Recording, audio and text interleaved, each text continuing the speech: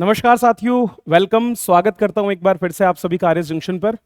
तो आज दिनांक 23 अगस्त हो गई है और 23 अगस्त के जो हमारे करंट अफेयर्स हैं उन पर हम बात करेंगे। तो अगर आप आरएएस और एसआई 2026 एग्जाम को टारगेट करके तैयारी कर रहे हैं तो आप बिल्कुल सही जगह पर हैं। हमारे इस 20 से 25 मिनट के विश्लेषण अंक में हम आपको जो भी राजस्थान के प्रमुख अखबार हैं उनके साथ में जितने भी इंपोर्टेड पोर्टल्स हैं वहां से कलेक्ट की हुई सारी इंफॉर्मेशन देने की कोशिश करते हैं, वो भी आपके सिलेबस से रिलेट करते हुए। चलिए तो शुरुआत करते हैं आज के हमारे इस अंक की पहली खबर के साथ। तो सबसे पहले राजस्थान की पहली खबर, जो राजस्थान सरकार की विवेकानंद स्कॉलरशिप प्रोग्राम एक है, जिसका तीसरा साल है और इस के अंतर्गत जो 300 सीटों की व्यवस्था पहले थी उसको घटा करके अब 150 कर दिया गया है। दरअसल टोटल जो स्कॉलरशिप है वो 500 है, ठीक है, और अब भी 500 ही है। लेकिन पहले क्या होता था, पहले 300 तो विदेशियों को और 200 भारतीय संस्थान के जो एडमिशन लेने वाले अभ्यर्थी थे उनको यहाँ पर इसकी बेनिफिट मिलते थे। लेकिन अब क्या किया है, अब ये जो 300 है इसको आधा करते हुए 150 कर दिया है और जो 200 हैं उनको बढ़ा करके 350 कर दिया है, ठीक है। इसके अलावा कुछ और भी इसमें जो है परिवर्तन किए गए हैं, कुछ नियम नए बनाए गए हैं, उन नियमों को आपको देखना पड़ेगा। तो पहला नियम तो यह है कि जो टॉप 50 यूनिवर्सिटीज है वर्ल्ड की, उन्हीं में जो है जो क्यूएस रैंकिंग में आती है उन्हीं में आप जो है एडमिशन ले सकते हैं, उन्हीं की तरफ से आपको ऑफर लेटर होना चाहिए, ठीक है। और इस बार पहली बार 30% सीटों को विशेषतः छात्राओं के लिए या महिलाओं के लिए रिजर्व्ड कर दिया गया है, आरक्षित कर दिया गया है। तो अब यहां पर 30% सीटों पे तो केवल और केवल बालिकाओं को ही एडमिशन मिलेगा, महिला अभ्यर्थियों को एडमिशन मिलेगा। और बची हुई सीटों में से जैसा कि हमने देखा टोटल 500 में से 150 सीटें हमारे विदेशी या बाहर पढ़ने के लिए और 350 यहीं भारत में रह करके पढ़ने के लिए मान्य होगी। अब इसमें और अगर हम देखें तो कुछ इसके नियम कायदे कानून हैं जिसमें भी कुछ बदलाव है, जैसे कि राजस्थान राज्य के जो मूल निवासी हैं केवल वो ही इस योजना के लिए अप्लाई कर सकते हैं। दूसरा जो है वो है कि 1 जुलाई को, जिस शैक्षणिक ईयर की हम बात कर रहे हैं उसके 1 जुलाई को आपकी आयु 35 वर्ष से कम होनी चाहिए, ये भी इसकी जो है एक शर्त है। 150 सीटों के लिए दुनिया के शीर्ष 1.1 से लेकर 50 जो टाइम्स हायर एजुकेशन रैंकिंग है, ठीक है, इसके अंतर्गत जो 1 से 50 रैंक वाले हैं उन्हीं में से किसी एक का ऑफर लेटर आपके पास होना चाहिए। जो 350 सीटें भारत की है भैया, भारत की जो इंस्टीट्यूट में है तो उसमें भी शीर्ष 1 से 50 रैंकिंग कौन सी, नेशनल इंस्टीट्यूट रैंकिंग फ्रेमवर्क जो है एनआईआरएफ, तो एनआईआरएफ की जो रैंकिंग है उसमें जो टॉप 50 स्टूडेंट्स हैं, टॉप 50 इंस्टीट्यूट्स हैं, उन्हीं के ऑफर लेटर्स आपके पास होने चाहिए, ठीक है। और इसके अलावा इसमें कैटेगरीज भी की गई है, E1 और E2 और E3 करके श्रेणियों की, ठीक है। इसके अलावा आपको पिछली परीक्षा में 60% अंक भी प्राप्त करने होंगे। ये कुछ शर्तें हैं, जिन शर्तों का अगर आप पालन करते हैं तो ही आपको इस विवेकानंद स्कॉलरशिप स्कीम का लाभ मिलने वाला है। तो यहां पर हम कैटेगरीज को देख लेते हैं। E1 कैटेगरी का मतलब है कि फैमिली की ग्रॉस एनुअल इनकम 8 लाख से कम होनी चाहिए। तो एक तरह से जो 8 लाख का क्राइटेरिया हमारे ईडब्ल्यूएस या फिर ओबीसी में है सेम वही रखा गया फैमिली इनकम का, ठीक है। मतलब आपके माता पिता और आपके स्वयं की, आपकी पत्नी की, इनकी जो मिलाकर के टोटल इनकम 8 लाख से कम होनी चाहिए। अगर ऐसा होगा तो फिर आपको 100% ट्यूशन फीस, ठीक है, उसकी छूट मिलेगी मैक्सिमम 50 लाख तक। बाहर अगर आप पढ़ते हैं तो 12 लाख रुपए तक का आपको लिविंग एक्सपेंस मिलेगा, अगर इंडिया में पढ़ते हैं तो 3 लाख रुपए तक का मिलेगा। वन टाइम एडवांस ले सकते हैं आप 3 लाख तक का, अगर आप एप्लीकेशन के बाद में अपनी पढ़ाई शुरू करते हैं। अगर E2 कैटेगरी है, मतलब 8 लाख से लेकर के और 25 लाख तक का आपकी अगर फैमिली की ग्रॉस एनुअल इनकम है तो ऐसी स्थिति में ट्यूशन फी और इसमें 85% तक आपको जो है छूट मिलेगी, मैक्सिमम 42.5 लाख। इसके अलावा 15% आपको खुद को लेना पड़ेगा। लिविंग एक्सपेंस की बात करें तो विदेश में आपको 6 लाख, मतलब सीधा 50% यहाँ पर कर दिया है। और अगर हम बात करें इंडिया में तो उसको 1.80 लाख कर दिया है, मतलब 15,000 रुपये पर महीने आपको यहाँ पर दिया जाएगा। और अगर E3 कैटेगरी की बात करें जिनकी इनकम 25 लाख से ज़्यादा है तो उनको केवल 70% ट्यूशन फी मिलेगी जो 35 लाख तक मैक्सिमम होगी, और किसी तरह का कोई लिविंग एक्सपेंस यहाँ पर उनको नहीं दिया जाएगा। जो सिलेक्शन का क्राइटेरिया होगा उसमें सबसे पहले फेज में प्रायोरिटी दी जाएगी केवल E1 कैटेगरी के एप्लीकेशंस को, और जब दूसरा फेज होगा, मतलब अगर मान लीजिए पहले फेज में आपके सीट्स फिलअप नहीं होती है तो सेकंड फेज में फर्स्ट कंडीशनर क्या होगा कि E1 कैटेगरी वाले एप्लीकेशन, उसके बाद में E2 कैटेगरी के वो एप्लीकेशन जो पहले फेज में आए थे, ठीक है, और फिर E2 कैटेगरी के वो एप्लीकेशन जो सेकंड फेज में आए हैं, और फिर उसके बाद भी कुछ बच जाता है तो E3 कैटेगरी के जो भी एप्लीकेशंस फर्स्ट और सेकंड फेज में हैं उनको यहाँ पर वरीयता दी जाएगी। तो ये पूरा आपके विवेकानंद स्कॉलरशिप स्कीम के बारे में जो डिटेल्स हैं वो मैंने बताने की यहाँ पर आपको कोशिश की है। ठीक है, चलिए नेक्स्ट देखते हैं। राजस्थान पुलिस की एक सब इंस्पेक्टर हैं जिनका नाम है कचनार चौधरी। दोस्तों ये पिछले जून जुलाई में भी काफी चर्चित रही जब वर्ल्ड पुलिस गेम्स के अंदर इन्होंने गोल्ड मेडल अपने नाम किया था, और एक बार फिर से इन्होंने senior national inter state championship में भाग लिया और चेन्नई में इस प्रतियोगिता में 15.75 मीटर गोला फेंक करके गोल्ड मेडल अपने नाम किया है। इसी प्रतियोगिता में उत्तर प्रदेश की विधि ने सिल्वर और हरियाणा की शिक्षा ने ब्रॉन्ज मेडल जीता है। तो आपको ये याद रखना है कि कचनार चौधरी जो कि पहले अमेरिका में आयोजित वर्ल्ड पुलिस गेम्स में शॉट पुट में गोल्ड मेडल और डिस्कस में सिल्वर मेडल जीत चुकी हैं, उन्हें एक बार फिर से गोला फेंक में गोल्ड मेडल मिला है senior national inter state championship के अंदर, और ये वर्तमान में राजस्थान पुलिस में सब इंस्पेक्टर के पद पर कार्यरत है, ऐसा आपको पता होना चाहिए। आगे बढ़े उससे पहले एक और आपके इंपॉर्टेंट खबर है, Sundays on cycle fit India movement एक जो है हमारे खेलो इंडिया के अंतर्गत चल रहा है, और इसी के अंतर्गत जो है आपके डिस्ट्रिक्ट पुलिस झुंझुनू के द्वारा फिट इंडिया करके एक मूवमेंट की शुरुआत की जा रही है जो कि है संडेज ऑन साइकिल, मतलब साइकिल का प्रयोग संडे के दिन किया जाए लोगों के द्वारा, इसको प्रोत्साहित करने के लिए, मतलब हेल्थ अवेयरनेस के लिए यहाँ पर ये एक कैंपेन शुरू किया जा रहा है और इसकी शुरुआत होगी 24 अगस्त को। ठीक है, तो ये भी एक खबर है कि कौन से एक जिले में पुलिस के द्वारा संडेज ऑन साइकिल करके इस तरह का कार्यक्रम चलाया जा रहा है, तो आप इसको याद कर लें। ठीक है, तो ये मैंने आपको बता दिया। युवा कार्यक्रम और खेल मंत्रालय के अधीन फिट इंडिया मूवमेंट के अंतर्गत आपके ये जो है प्रोग्राम शुरू किया जा रहा है झुंझुनू पुलिस के द्वारा, ताकि लोगों को साइकिलिंग का महत्व समझ में आए और वे जीवन शैली में इसको अपना हिस्सा बना सकें, उस पर यहां पर काम किया जा रहा है। नेक्स्ट देखते हैं दोस्तों, एक हमारे यहां पर योजना चलती है जिसका नाम है Rajasthan urban infrastructure development project, Rajasthan urban infrastructure development project RUIDP। इसके 4 चरण अब तक हमारे यहाँ पर पूरे हो चुके हैं और अब इसके 5वें चरण को जो है राज्य में लागू करने की बात की जा रही है। ये बेसिकली अर्बन इंफ्रास्ट्रक्चर को डेवलप करने की बात करता है, मतलब हमारे शहरों की जो बुनियादी संरचना है, बुनियादी संरचना में बेसिकली क्या क्या आएगा, इसमें आता है आपका एक तो सैनिटेशन, क्या आएगा सैनिटेशन, ठीक है, जिसमें मेनली आपके होता है सीवरेज लाइंस डालने का काम, ठीक है, और दूसरा पेयजल की जो लाइंस है वो डालने का काम। ये 2 मेन काम है जिन पर ये काम करता है।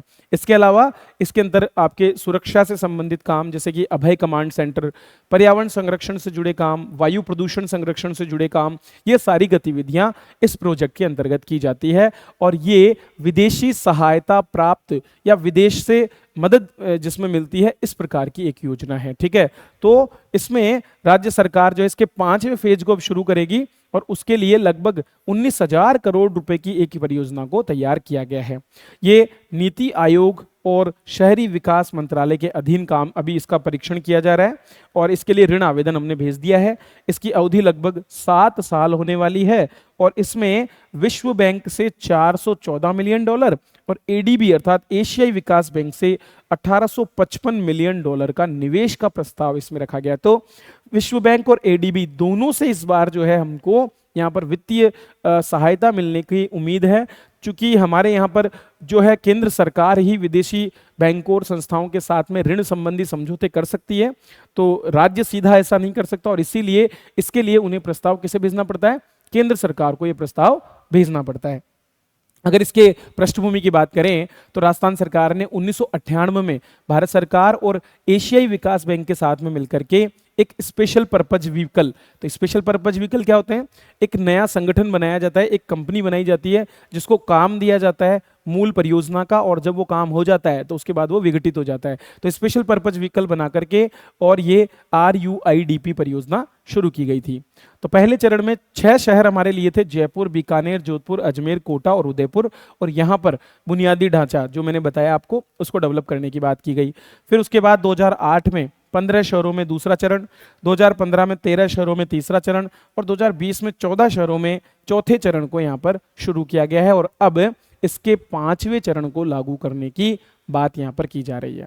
तो RUIDP के अंतर्गत जो बुनियादी ढांचा विशेष करके पेयजल और स्वच्छता सैनिटेशन या जिसको बोल सकते हैं अपशिष्ट प्रबंधन के जो काम है वो आपके इस RUIDP में किए जाते हैं। इसके अलावा जैसे अभय कमांड सेंटर्स की स्थापना करना या फिर प्रदूषण से संबंधित मुद्दे हैं उनको भी ये एड्रेस करता है। दोस्तों हमारे राज्य सरकार की ओर से जो भी आयोग, निगम और बोर्ड गठित किए जाते हैं उनमें जो भी अध्यक्ष और उपाध्यक्ष हैं और जिनको अभी राज्य सरकार से किसी भी रूप में कहीं से भी कोई वेतन भत्ते नहीं मिल रहे हैं उन्हें अब सरकार 75,000 रुपए मासिक वेतन भत्ते देने वाली है। तो देखो हमारे बहुत सारे आपको आयोग पता होगा, जैसे कि SC आयोग अर्थात ठीक है अनुसूचित जाति आयोग हो गया, ST आयोग हमारे हैं अनुसूचित जनजाति आयोग, अन्य पिछड़ा वर्ग का आयोग भी आपको पता है, EWS के लिए भी जो है सरकार ने अभी हाल ही में आयोग का गठन किया है। इसी तरह बहुत से जो है बोर्ड भी होते हैं आपके, जैसे कि आपने सुना होगा विप्र कल्याण बोर्ड हो गया, ठीक है। इसी तरह से आपके जो है ट्रांसजेंडर्स जो है उनके कल्याण के लिए भी जो है एक बोर्ड है। तो इस तरह से ये जो अलग अलग प्रकार के बोर्ड और आयोग हैं इनके जो भी अध्यक्ष और उपाध्यक्ष हैं इन सभी को अब अगर वो किसी और जगह से कोई वेतन भत्ता प्राप्त नहीं कर रहे हैं सरकार के अधीन तो फिर उनको 75,000 मासिक दिए जाएंगे। तो दोनों में से किसी एक सुविधा का विकल्प वो चुन सकते हैं। इसके अलावा यदि उनके पास कोई वाहन व यात्रा भत्ता अगर वो नहीं ले रहे हैं तो उन्हें एक वाहन जयपुर और जयपुर से बाहर राज्य के दौरे के लिए दिया जाएगा। अगर वो ले रहे हैं तो 30,000 रुपए तक वो यात्रा भत्ता यहाँ पर ले सकते हैं। तो ये व्यवस्था यहाँ पर की जा रही है। सभी बोर्ड, निगम और आयोग जो सरकार के द्वारा, जो संवैधानिक नहीं है, संवैधानिक वालों के लिए अलग व्यवस्थाएं होती है, उनका वेतन भत्ता पूर्व में ही निहित होता है, उनमें पहले से ही वो मेंशन होता है, यहाँ पर इनके लिए अलग से व्यवस्था की गई है। नेक्स्ट देखते हैं दोस्तों, भारतीय रिजर्व बैंक जो है वो हमारी मौद्रिक नीति प्रणाली को संभालता है।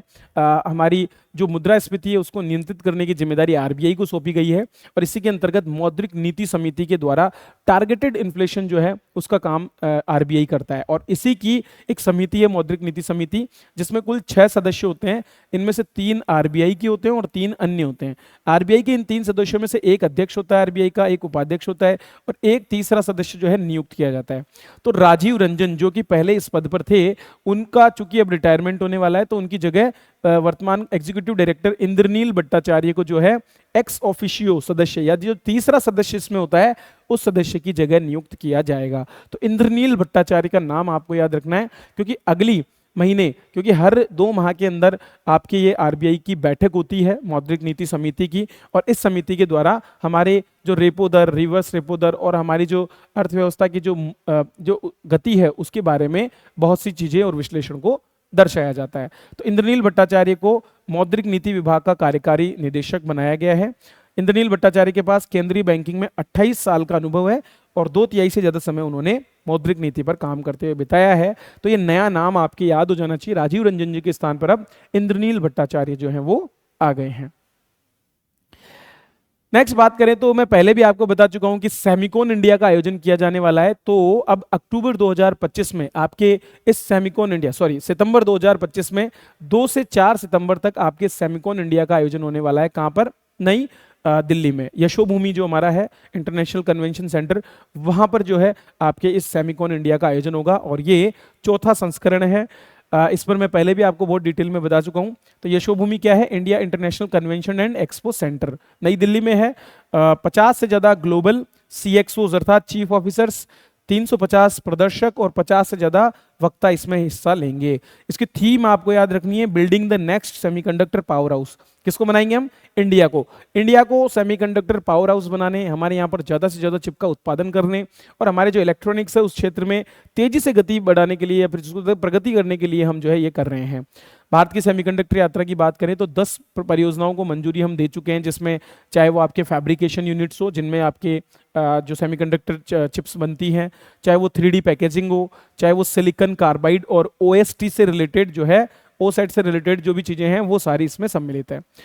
इसमें जो है 280 से ज्यादा हमारे जो शैक्षणिक संस्थान हैं, जो स्टार्टअप्स हैं, उनको टूल्स दिए गए हैं जो कि डिजाइनिंग कर सकते हैं और इसीलिए एक DLI design linked incentive scheme जो है वो भी चलाई जा रही है केंद्र सरकार के द्वारा। ठीक है। सेमी जो कि एक इंटरनेशनल इंस्टीट्यूट है, एक संस्थान है जो कि सेमीकंडक्टर्स के इंटरनेशनल मामलों को देखता है, और भारत सेमीकंडक्टर मिशन जो भारत में सेमीकंडक्टर के क्षेत्र में आपके अवसंरचना और इसके साथ ही इकोसिस्टम को डेवलप करने के लिए काम कर रहा है। इन दोनों के द्वारा मिलकर के और इस सेमीकॉन इंडिया 2025 का आयोजन किया जाएगा। नेक्स्ट बात करते हैं। तो दोस्तों हाल ही में भारतीय अंतरिक्ष स्टेशन के मॉड्यूल को जो है लॉन्च किया गया, और ये बहुत अपने आप में बड़ी बात है क्योंकि भारत अब जो है धीरे धीरे आने वाले कुछ वर्षों में 2035 तक अपने अंतरिक्ष स्टेशन को, जिसे हम भारतीय अंतरिक्ष स्टेशन कह रहे हैं, उसको अंतरिक्ष में स्थापित करने का सपना पूरा करने जा रहा है। तो नई दिल्ली में भारत मंडपम में इसरो ने 23 अगस्त को नेशनल स्पेस डे से पहले भारतीय अंतरिक्ष स्टेशन का मॉडल दिखाया है। 23 अगस्त को हम इंटरनेशनल स्पेस डे के रूप में मनाते हैं क्योंकि ये वो दिन है जब हमारे चंद्रयान 3 जो है उसने चंद्रमा पर जाकर के लैंडिंग की, वहाँ पर मैनूवर किया, और ये अपने आप में एक बहुत महत्वपूर्ण दिन है, ठीक है। और इसीलिए इसको अंतर्राष्ट्रीय नेशनल स्पेस डे के रूप में घोषित किया गया था। भारत 2028 तक अपना पहला मॉड्यूल लॉन्च करने की बात कर रहा है, तो अब 3 साल बाद में ये हो जाएगा। और अगर हम ऐसा कर पाए तो हमारी अपनी प्रयोगशाला होगी अंतरिक्ष में, जिसको हम ऑर्बिटल लैब कहते हैं, अर्थात जो पृथ्वी के चारों तरफ जो है एक ऑर्बिट में चक्कर लगाएगी और वहां पर हम बहुत से परीक्षण कर पाएंगे। अभी 2 ऑर्बिटल लैब है, जिनमें से एक है इंटरनेशनल स्पेस स्टेशन ISS जो 5 देशों की एजेंसियां मिलकर चलाती है, और दूसरा है चीन का तियांगोंग स्पेस स्टेशन जो अकेला चीन अपने दम पर चला रहा है। तो भारत ने अगर ऐसा कर दिया तो तीसरा देश बन जाएगा भारत, जिसका अपना अंतरिक्ष में स्पेस स्टेशन होने वाला है। तो 2035 तक हम टोटल 5 मॉड्यूल लॉन्च करेंगे और इस तरह से हमारा जो BAS है वो पूरा हो जाएगा। पहला वाला जो मॉड्यूल है वो करीब 10 टन वजनी होगा, तो इसको 450 किलोमीटर की ऊंचाई तक लॉन्च करना अपने आप में एक बहुत चैलेंजिंग काम है, जॉब है, टास्क है। तो उसको हमारे वैज्ञानिक पूरा करने में लगे हुए हैं, और ये क्या करेगा, लाइफ साइंस, मेडिसिन और ग्रहों की खोज में मदद करने वाला है। अंतरिक्ष में रह करके वहाँ हमारे वैज्ञानिक दिन रात वहाँ प्रयोग कर पाएंगे। उनके रहने की लगभग 6 से 7 वैज्ञानिकों के रहने की इसमें व्यवस्था होगी, जहाँ पर वे लंबे समय तक रह करके इस तरह के अध्ययन कर पाएंगे, ठीक है। भारत 2035 तक अपने स्पेस स्टेशन को स्थापित करेगा और 2040 तक हम एक भारतीय को चंद्रमा पर भेजने के लिए भी काम कर रहे हैं। तो लगातार इसके लिए तकनीकों का विकास किया जा रहा है, परीक्षण किए जा रहे हैं, और उम्मीद करते हैं कि समय पूर्वक जो है हम अपने इन टारगेट्स को प्राप्त कर पाएंगे। चलिए नेक्स्ट देखते हैं। तो दोस्तों ट्रम्प टैरिफ और ट्रम्प का जो टैरिफ वॉर है उनको लेकर के धीरे धीरे भारत अब नए विकल्पों की तलाश कर रहा है, और इसी क्रम में कोविड-19 के बाद से जो चीन के साथ हमारा सड़क मार्ग से व्यापार बंद हो गया था, अब उसे वापस खोलने की ओर हम आगे कदम बढ़ा रहे हैं। और हमारे जो 3 रास्ते हैं, शिपकीला जो कि आपके हिमाचल प्रदेश में है, लिपुलेखला जो कि आपके उत्तराखंड में, और नाथुला जो कि सिक्किम है, वो तीनों क्षेत्रों से हम अब जो है सड़क मार्ग से व्यापार शुरू करने जा रहे हैं। तो हिमालय के तीनों दर्रे जो हैं, शिपकीला, लिपुलेखला और नाथुला, इन तीनों को हम खोलने जा रहे हैं। लेकिन अब हम ये व्यापार करेंगे भारतीय रुपए और चीनी युआन में। पहले हम वस्तु विनिमय आधारित व्यापार करते थे, मतलब कुछ वस्तुएं हम देते थे, उनके बदले में वो उतनी ही रेट की वस्तुएं हमें दे देते थे। लेकिन अब ये वस्तु विनिमय न होकर के भारतीय और चीनी मुद्रा में होने वाला है, और इसीलिए लिपुलेख दर्रे के गुंजी में एक SBI ब्रांच में चीनी मुद्रा एक्सचेंज की सुविधा भी दी जाएगी। अगर हम बात करें तो हम चीन से व्यापारी जो है वो नमक, बोराक्स, पशु उत्पाद और जड़ी बूटियां हमको बेचते हैं, जबकि भारतीय व्यापारी उन्हें बकरी, भेड़, खच्चर, अनाज, मसाले, गुड़, मिश्री, गेहूं और बहुत से सौंदर्य उत्पाद उनको बेचते हैं। ब्रिटिश काल की अगर हम बात करें तो उस समय लिपुलेख व्यापार और तीर्थ यात्रा दोनों के लिए, क्योंकि इधर से ही हमारी जो है मानसरोवर की यात्रा भी होकर के निकलती है। तो इन दरों से अब सड़क मार्ग से व्यापार होगा। भारत सरकार लगातार इन क्षेत्रों को सड़क मार्ग से कनेक्टिव करने के लिए, कनेक्टिंग करने के लिए जो है प्रयास कर रही है, और इंफ्रास्ट्रक्चर को डेवलप यहाँ पर किया जा रहा है, जो काम BRO अर्थात बॉर्डर रोड ऑर्गेनाइजेशन के द्वारा किया जाता है। नेक्स्ट बात करें तो अब AI जो है वो मौसम की भविष्यवाणी करेगी। तो AI से सीधा सीधा मौसम की भविष्यवाणी होगी। तो माइक्रोसॉफ्ट ने मौसम के पूर्वानुमान के लिए एक AI आधारित मॉडल ऑरोरा विकसित किया है। क्या? आरोरा विकसित किया है, जो वायु प्रदूषण, मौसम पैटर्न और जलवायु प्रभावित उष्णकटिबंधीय तूफानों पर नजर रखने के जो वर्तमान मॉडल हैं उनसे आगे है। मैंने कल भी आपको बताया था कि एक सूर्या नामक जो मॉडल नासा जो है उसने IBM के साथ मिलकर के किया है।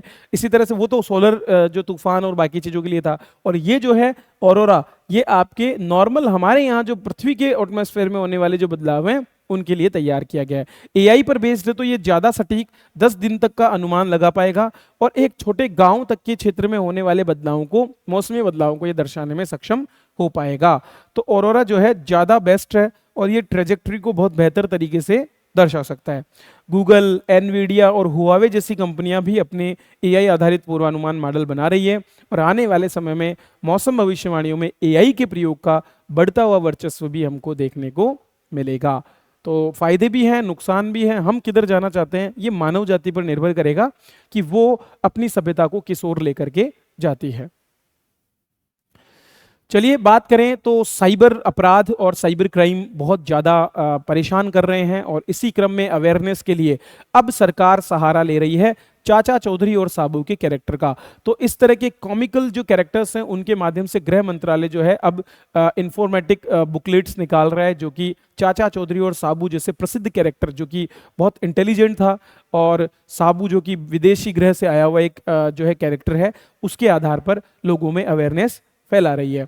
तो केंद्रीय गृह मंत्रालय ने ये पहल की है जिसमें चाचा चौधरी और साबू जो है उनका सहारा लिया गया और सरल भाषा के अंदर दर्शाने का प्रयास किया कि कैसे केवाईसी स्कैम होते हैं, कैसे ओटीपी फ्रॉड किए जाते हैं, फेक लिंक्स कैसे आते हैं, सोशल मीडिया इंपर्सोनेशन कैसे होता है, इन्वेस्टमेंट का झांसा कैसे दे करके आपको शिकार बनाया जाता है। तो बच्चों तक यहाँ पर अवेयरनेस फैलाने के लिए इस माध्यम का प्रयोग किया जा रहा है और ये बहुत अच्छी बात है कि हम अलग अलग माध्यम से, परसुएशन के माध्यम से लोगों को अवेयर करने का काम कर रहे हैं। तो ये थे दोस्तों आज के हमारे करंट अफेयर्स जिन पर हमने चर्चा की। बहुत इंपॉर्टेंट करंट अफेयर्स हैं, एक एक खबर बहुत सटीक तरीके से बिना आपका समय गवाए हुए बिल्कुल स्ट्रेट आपको दी जाती है, हिंदी इंग्लिश दोनों मीडियम में। तो इसकी पीडीएफ भी मैं आपको टेलीग्राम पर दे दूंगा, आप जाकर के हमारा टेलीग्राम डिस्क्रिप्शन में दिए गए लिंक से ज्वाइन कर सकते हैं। बाकी आप हमारे प्रीवियस ईयर पेपर के कोर्सेज का भी बेनिफिट उठा सकते हैं जो कि आपको हमारी एप्लीकेशन पर अवेलेबल है। चलिए इसी के साथ मैं आपसे विदा लेता हूँ, अगली क्लास में फिर मिलेंगे, तब तक के लिए धन्यवाद।